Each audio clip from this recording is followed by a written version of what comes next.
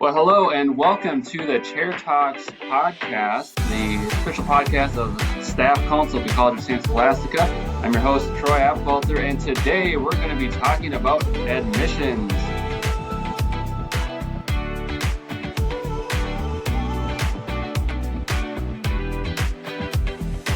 Joining us from the admissions team, we have Ollie Meyer, who is the Associate Director of Admissions. Ollie, welcome to the show. Hi, Troy. And also from the admissions teams, we have Michael Nguyen, who is an admissions counselor working with first-year students. Michael, welcome to the show. Happy to be here. And Ollie and I were just talking. We are all alumni of the college, so this could also be the alumni show. I'm gonna just totally throw you a curveball right off the bat. So tell me a fun memory or story from your time as a student here at the college. So I know you're not going to be able to see it with my background and everything, but I played rugby while I was here, and those were some of the best times of like my college career. Being able to play rugby even throughout COVID was like great. They were great people to be around, and it really was able to kind of show me how much community really meant to me. So playing rugby here was one of the best parts of my college career.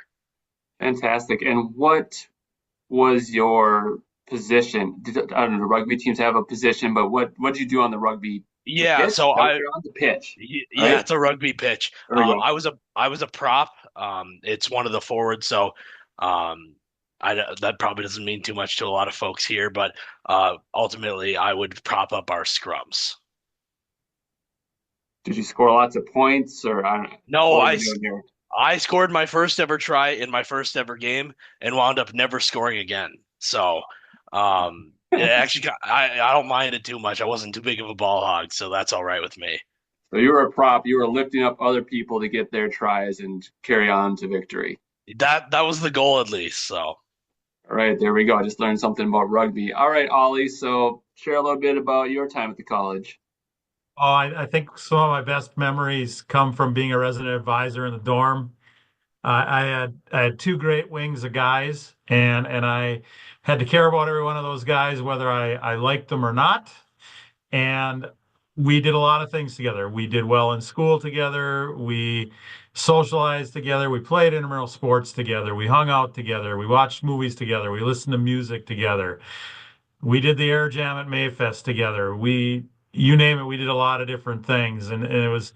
I'm an only child, so to have those 2 years of having 30 plus brothers in my wing was a very eye-opening experience for me as an only child. But it was a great experience, and we had a lot of fun together, and I still maintain a lot of relationships with the folks that were on my wing.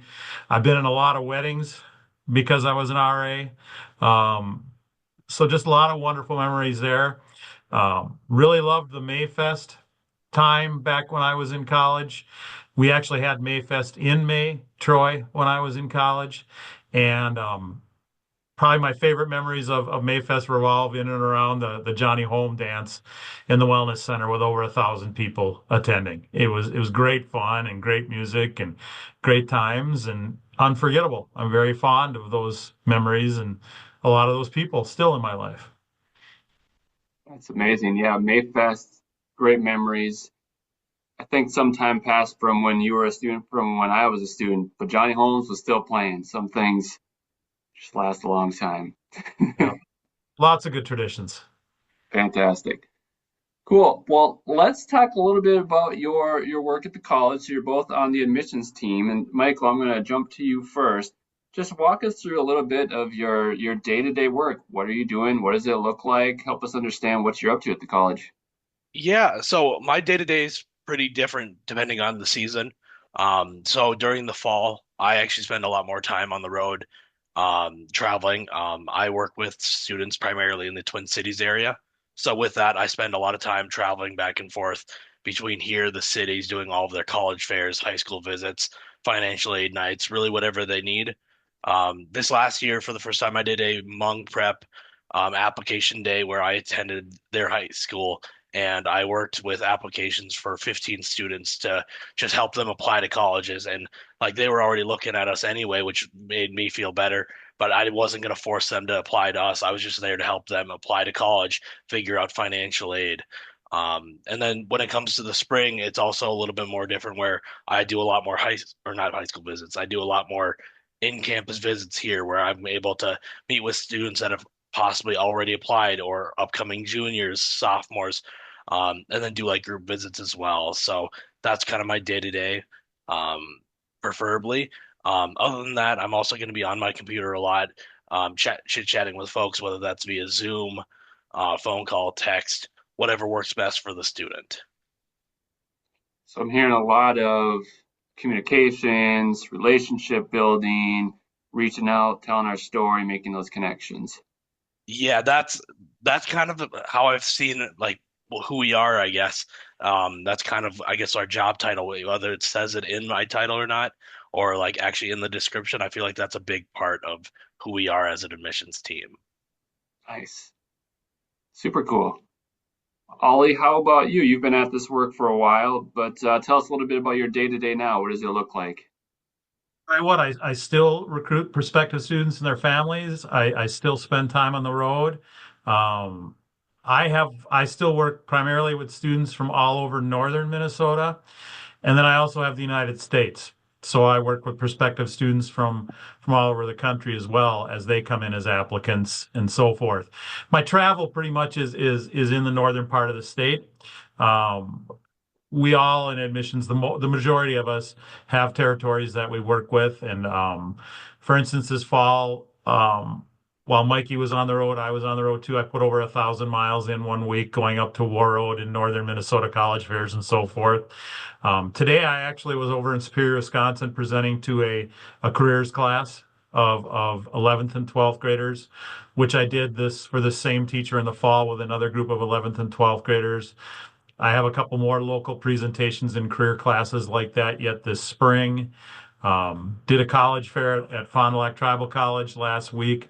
So still do a lot of the day-to-day stuff, doing some scholarship stuff right now for international students as well. There's a selection process going on for the Ryan Rothstein Scholarship.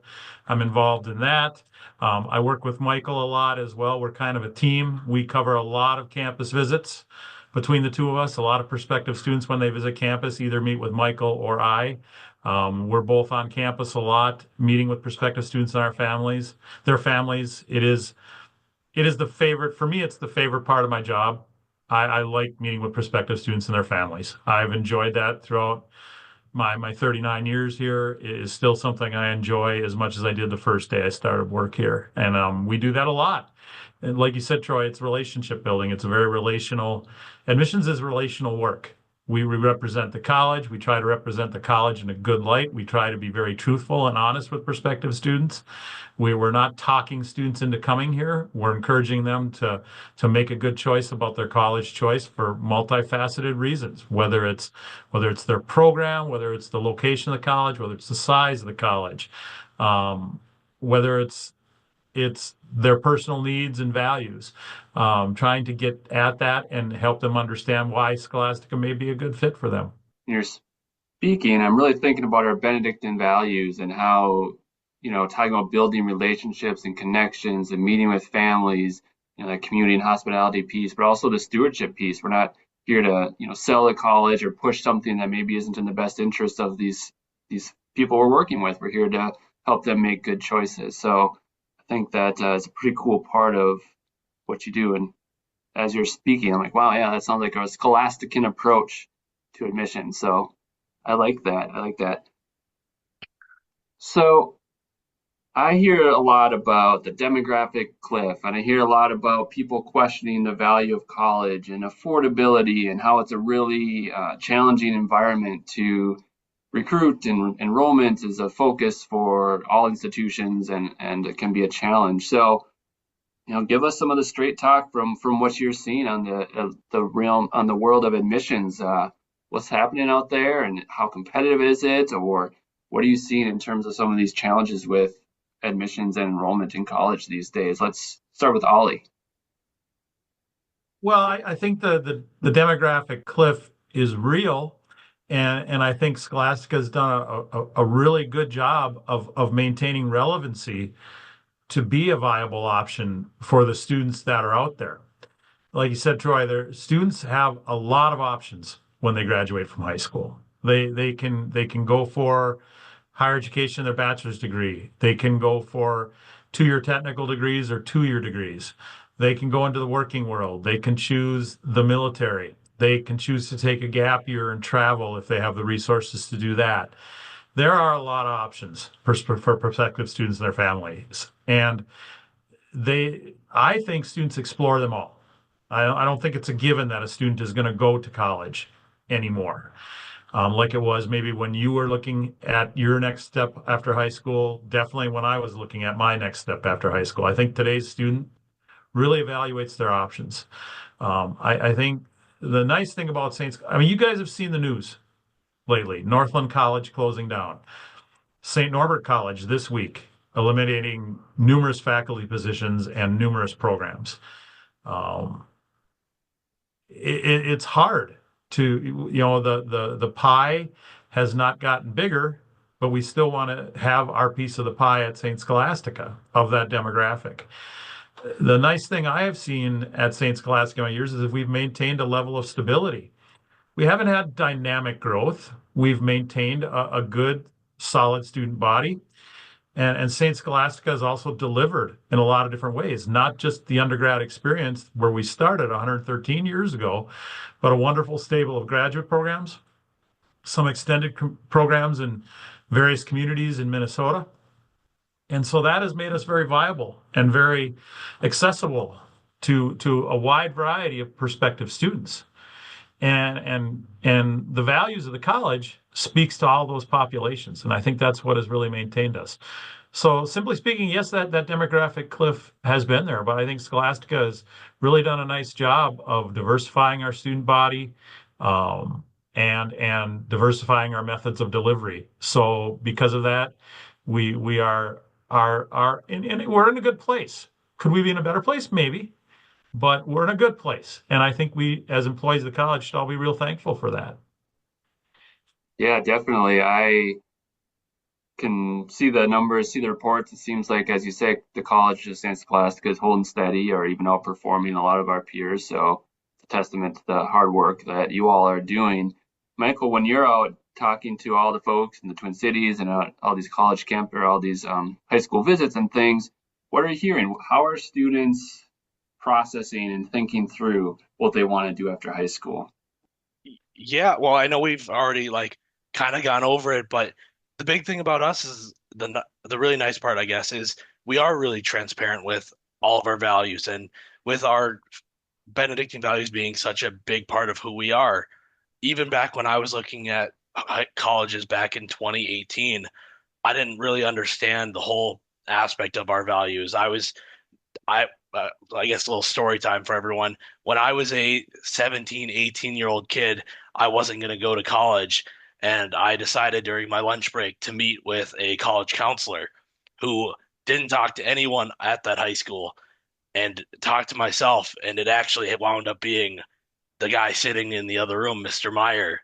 Um, and he talked about how going to college may change what I want to do, and like changing your major is okay. And a lot of kids are kind of afraid to go to college, change their major, and to a certain extent, I guess, waste a little bit of money. Didn't come in with any college credits. I changed my major a couple times and I still graduated in 4 years. So with that experience, I've been able to kind of tell kids, I understand. I've been in those footsteps where I didn't know what I was going to do. I thought I was going to drop out. And it's kind of a scary thing as a 17-year-old not knowing what you want to do. It is terrifying, but that's where we're here to kind of help you out and kind of choose the best place for you. Yes, of course, like we're all alums, we're pretty biased that we're the best. But at the end of the day, we also understand that some places are best for you, some places aren't. So I'm also here to help you out, figure out what is your best decision, whether that's coming to our institution, taking a gap semester, or going to a different institution because it's closer to home. Really, that's one of the best things about what we do. I am curious, what would you like the rest of the college to know about admissions? Maybe it's a common misperception or a gap in knowledge or something new and exciting that's coming down the pipe that we don't know about. But tell us something that would be good for the rest of us to know about your work. I think what is, it's important that everybody understands that I want everybody to understand that everybody has a role in the recruitment of prospective students. Yeah, our job is the recruitment of prospective students, but everyone has a role in it. From how students are experiencing their classroom experience. So when those students go home on break, or mom and dad comes up, or they're talking with a friend online, or they're involved in a social network with friends. They're they're having a good experience here, and they're our greatest advocates. They do as much for recruitment as we do when they're having a positive experience here. And everybody who is at the college, who works at the college, who presents for the college, who teaches at the college, who cleans the college, who repairs the college, everybody has a role in that and how that college is perceived to what could be the next St. Scholastica student. And and we always need help with that in admissions. We count on that. We need that from the institution. We can talk the talk, but the college, it's important that the college continues to walk the walk. And I think that's really important.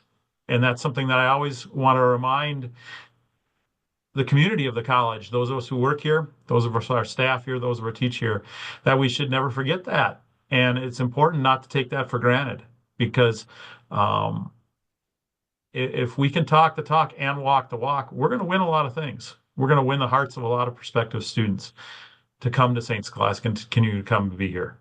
And we're blessed to be in a beautiful city. Our campus has got amazing curbside appeal. When people drive onto this campus and they witness Tower Hall for the first time, it's stunning. And sometimes I think for those of us who do that every day, we might forget that a little bit. And and and I want people to remember that when they drive onto campus or when they're presenting to a prospective student or a family, or they see somebody walking down the hall that's on tour, that how awesome it is if they say hi to them. Just greet them or greet the tour guide, because that resonates more than oftentimes anything Michael and I can do from our seats in admissions. And we need that at St. Scholastica. We do need to continue to do that. We can't just assume because it's built they'll come. We need extra things to help them choose us and understand why it's a good choice for them as well. So everyone has a role to play in the admissions process. Remember, this is a special place, and share that as you see people walking down the hall on tour. Give a wave and say, "Hey, good to see you." Exactly. I mean, don't you think that makes a positive impression on people? I mean, it's in our values: community, hospitality. You know, yeah, it's in our brochures and on the wall, but we gotta act it out too. And I think that's always important to continue to do that. Wonderful. Thanks, Ollie. So, Michael, what is something you would like the rest of the college community to know about the admissions and your work? Yeah, well, luckily for me, Ollie's pretty much hit most of it on the head. I guess I'll kind of put the ball in the court to the folks that are going to be watching this. With that, we do a lot of visits here on our campus, and that's one of the best ways to kind of gauge students' interest. So when they're on visits and that stuff, that is also great. But we also host a handful of different things for groups that'll come in. Like we have our nursing event that we'll host this summer. So if you do have any ideas on how you guys would like to have students come visit campus, let us know. We've done things as far out as that for nursing students. We'll have trio groups bring students down. I work individually with counselors to try to figure out stuff with schools. With that, I also have like Mung Prep was my best example of them being a lot of students interested in working in nursing. So with that, they did a pretty great job on being able to show them all their sim labs. So if there is any faculty staff members that are like, this would be a great opportunity to have a certain group come in or a certain type of I guess, demographic come in as well, let us know and we'll see what we can work out to be able to have those groups come to campus. Because from with me working with students in the Twin Cities, it's hard to kind of explain how beautiful Duluth is unless you come and visit. So with that, if we can get them on our campus, stepping through our doors, it's a lot easier for us to kind of get their perspective on understanding where they're coming from. So if anyone has any ideas of anything that they would like to have us do, let us know. Wonderful. So you're open to partnering with faculty and staff to bring certain groups or highlight certain programs, sharing ideas on how you can work together. You're open to a good collaborative relationship with the rest of the folks around the college. 100%. We sure try. Absolutely. Love it.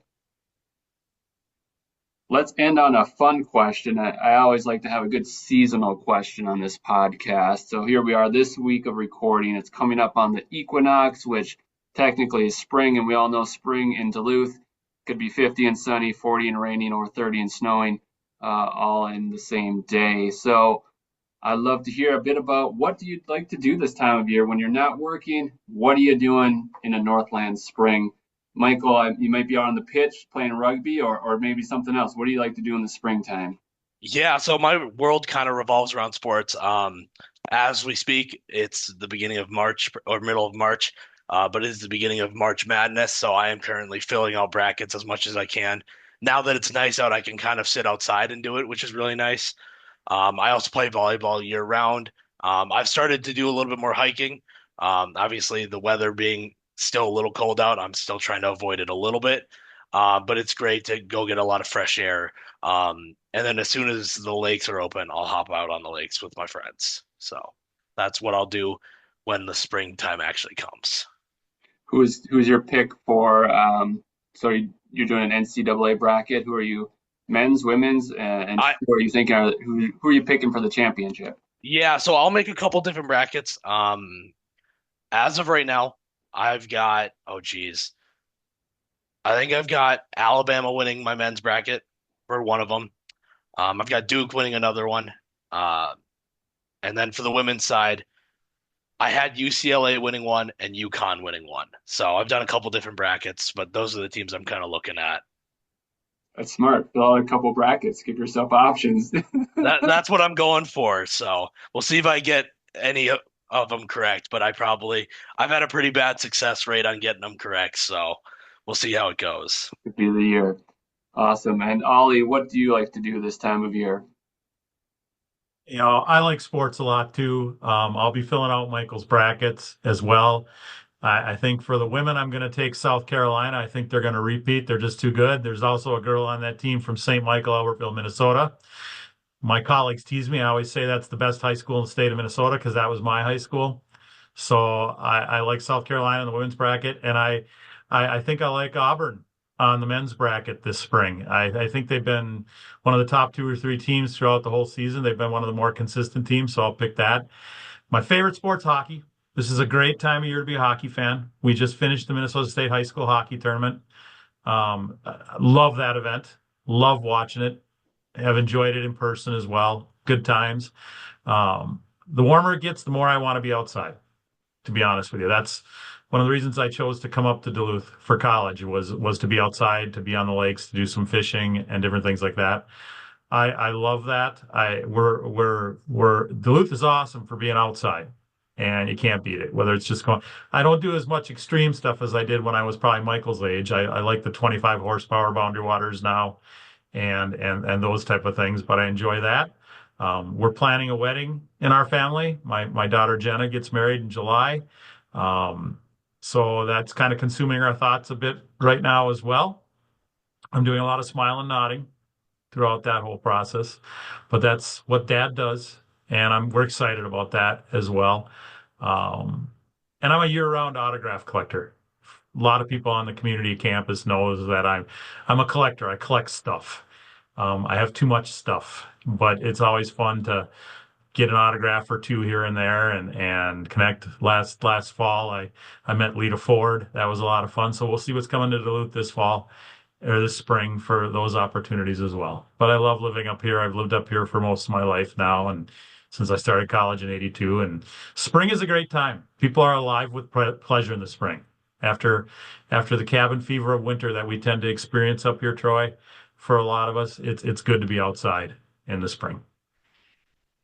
Yeah, I'm outside all winter and it's real peaceful because no one else is out there. Now everyone else is coming out. It's all right. I'll see you out there. Oh, I hope so.